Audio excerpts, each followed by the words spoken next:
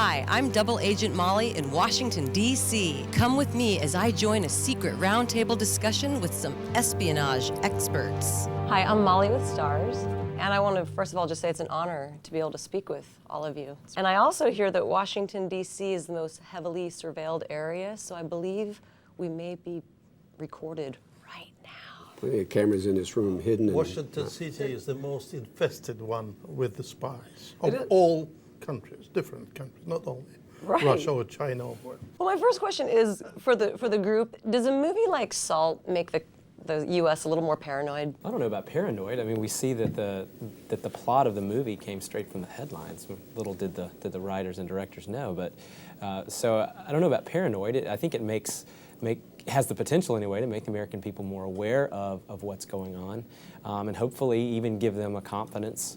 I would want them to have a confidence that the folks in the intelligence community who do these jobs every day, that they're looking at these things, they're taking these threats very seriously. And I think the arrest showed that yes, we have people who are on this, that are on top of this, that this isn't going without our awareness. And so that rather than make America paranoid, it should just make us more aware of the nature of threats against our country. Right, what's going on?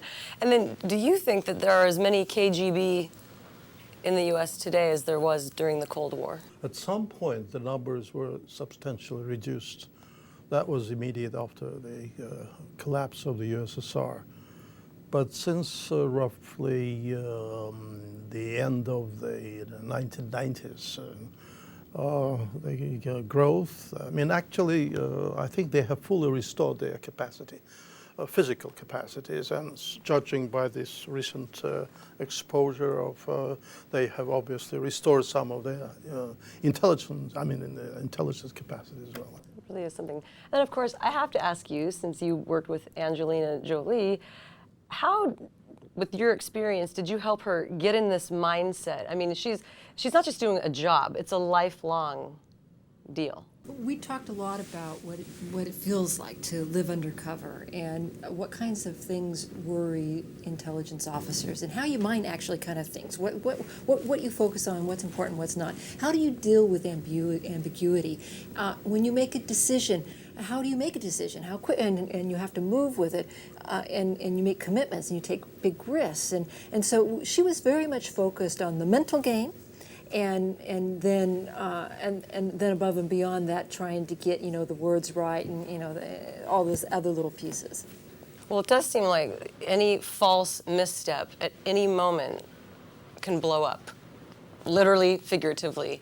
Can we just talk about that for a moment? And especially with technology today, I mean, just one little hit of a button, anything can happen. Absolutely. The vulnerabilities of our system to having data stolen, say cyber attacks, and having bad code planted in things like the control systems for our electricity grid that could be triggered in the event of a war or a terrorist decision to attack. All of these things, although they give us a great deal of capability, particularly the reliance on the internet for the way we do, also makes us a good deal more vulnerable. Well, I think it's mind-boggling, and your job obviously was assimilating information and then deciding what's important, what's not. How did you even do that, and how do you go about that in the world today? Well, I think that's the world of intelligence gathering, and there are multiple agencies in the United States that do that. Fortunately, some time ago, we broke down the legal barrier between law enforcement and the intelligence community so they could actually talk to each other and not be wary about prosecution. But you've highlighted, I think, a perilous, difficult, and complex task, and that is within the intelligence community, what information is relevant, how accurate, how credible, and you got to collect it, you got to analyze it, you got to interpret it, and you got to disseminate it, and somebody's got to decide what they do with it.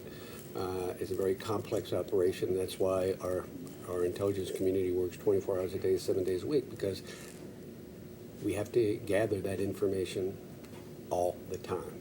There are no days off. There are no Saturdays and Sundays for the intelligence community. That's not how they work. So did this movie accurately portray what what could, what can happen or what does happen in some cases? There's a lot of imagination in that movie, which is good. That's what has to catch the attention and emotional sort of millions of people. From the standpoint of true intelligence operation, it really doesn't matter for the general public. For experts or former professionals, there are lots of flaws, but this is not really what matters, I say. As long as this film reminds people of the current situation of the Russian, not entirely trustworthy, policies and the old Cold War mentality, that I think in that sense the movie serves a good purpose. Okay, well, thank you so much. I wish we had 5 more minutes. Well, really 15, but it was such a pleasure. Thank you for doing this.